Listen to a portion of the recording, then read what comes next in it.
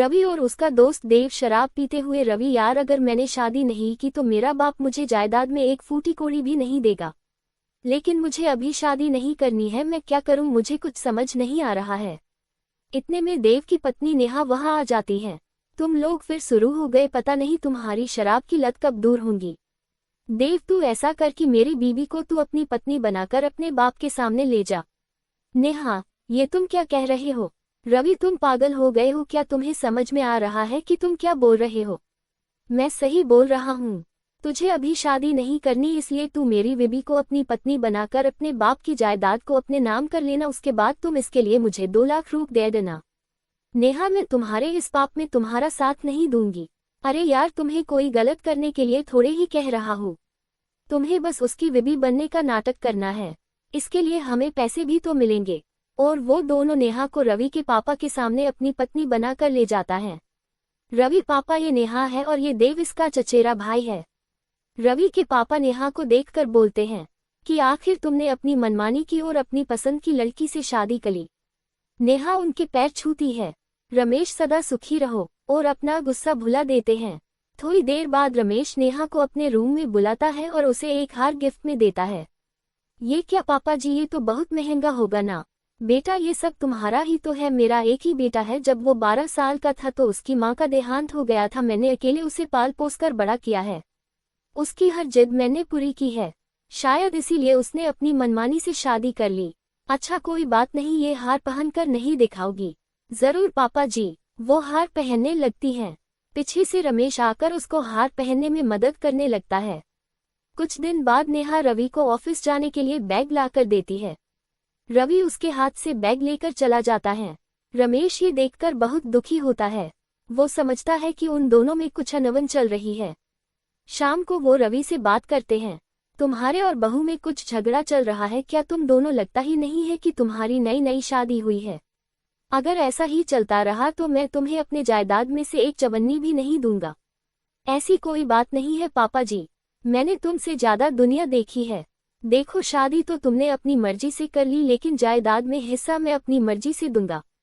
रवि देव के पास जाता है और बोलता है कि यार, अब और एक बड़ी मुसीबत आ गई, मैं क्या करूं? पापा ने कहा है कि मुझे नेहा के और करीब आना पड़ेगा। देव से एक पति पत्नी साथ रहते हैं। देव, तो इसमें प्रॉब्लम क्या है? प्रॉब्लम यह है कि मैं चाहकर भी नेहा के करीब नहीं आ सकता। अगर मैंने ऐसा नहीं किया तो पापा मुझे अपनी जायदाद में से एक फूटी कौड़ी भी नहीं देंगे। देव, तो तू चाहता क्या है? मैं चाहता हूँ कि मैं नेहा के और करीब आओ। पापा को ये प्रूफ कर दूं कि मैं नेहा से बहुत प्यार करता हूँ। नेहा, ये तुम क्या बोल रहे हो? ऐसा कैसे हो सकता है? प्लीज देव, मेरे पापा की जायदाद मुझे दिलवाने के लिए तुम्हें मुझे ये प्रॉमिस देनी पड़ेगी। नेहा को मेरे और करीब आना पड़ेगा। मैं तुझे 2 नहीं 5 लाख रुपए दूंगा। ठीक है, तुम नेहा के करीब आ सकते हो। नेहा, तुम पागल हो गए हो क्या? मैं तुम्हारी पत्नी हूँ। तुम ऐसा सोच भी कैसे सकते हो? यार, तुम्हें उसके साथ संबंध नहीं बनाने हैं, बस उसके पास आने का नाटक करना है जैसे फिल्मों में होता है।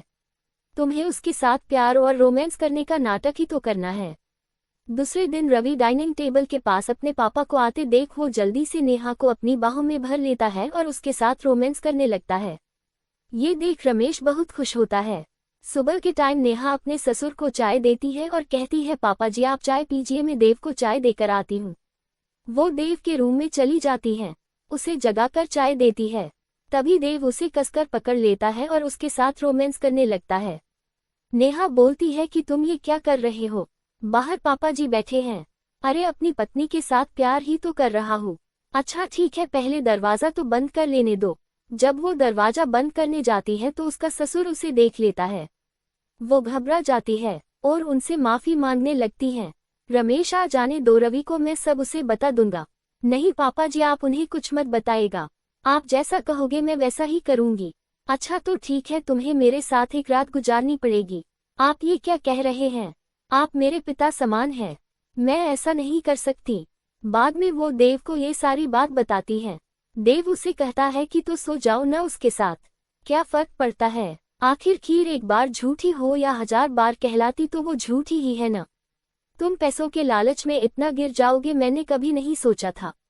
जैसे वो तुम्हें ब्लैकमेल कर रहा है वैसे मैं भी उसे ब्लैकमेल करूंगा। और वो रमेश के साथ संबंध बनाने को तैयार हो जाती है। रात को नेहा नाइट ड्रेस में रमेश के रूम में जाती है। रमेश को बहुत खुशी होती है। वो नेहा को पकड़कर उसके कपड़े उतारने लगता है और कहता है कि अगर तुम मुझे खुश रखोगी तो मैं ये जायदाद तुम्हारे नाम कर दूंगा। वो उसकी वीडियो बना लेती है। अब उसके भी मन में लालच आ गया था। वो देव को कहती है कि तुम रवि को अपने रास्ते से हटा दो। देव, ये तुम क्या कह रही हो? मैं सही कह रही हूँ, क्योंकि रमेश ये सारी जायदाद मेरे नाम करने वाला है, इसलिए रवि का हमारे रास्ते से हटाना होगा। और यही बात वो रवि से भी कहती है। रवि और देव एक दूसरे को मारने के लिए एक दूसरे की शराब में जहर मिला देते हैं। दोनों ही मर जाते हैं। नेहा जहर की शीशी रमेश के रूम में रख देती है। पुलिस को जहर की शीशी मिल जाती है और वो रमेश को गिरफ्तार कर लेते हैं। रमेश कहता है कि मैं क्यों अपने बेटे को मारूंगा। पुलिस स्टेशन में उनके घर की नौकरानी आती है और कहती है कि नेहा देव की पत्नी है। रमेश, लेकिन वो तो रवि की पत्नी बनकर आई थी। पुलिस को नेहा पर शक होता है। वो नेहा के पास फोन करते हैं और कहते हैं कि देखिए, आपके ससुर की तबीयत खराब हो गई थी, हमने उसे अस्पताल में भर्ती कराया था और वो वहां से भाग गया है। हमें लगता है कि वो आपके पास जरूर जाएगा, इसीलिए आप सतर्क रहिएगा, हम अभी पहुंचते हैं। रमेश नेहा के पास जाता है और कहता है कि तुमने ऐसा क्यों किया? नेहा, रवि और देव ने मुझे खिलौना समझ लिया था, जब चाहा जैसे चाहा वैसे खेल लिया, और तुमने भी तो अपनी मर्यादा का लाज नहीं रखा। अपनी बेटी समान बहू से संबंध बनाए, तो इसीलिए मैंने दोनों को उन्हीं के हाथों मरवाकर उसका इल्जाम तुम्हारे सर मर दिया। तभी पुलिस वहां आ जाती है और नेहा को पकड़कर ले जाती है। रमेश को भी उसके किए की सजा मिलती है। तो दोस्तों, आज की हमारी कहानी आप लोगों को कैसी लगी कमेंट में जरूर बताएं और हमारे चैनल को लाइक सब्सक्राइब करना ना भूलें। धन्यवाद।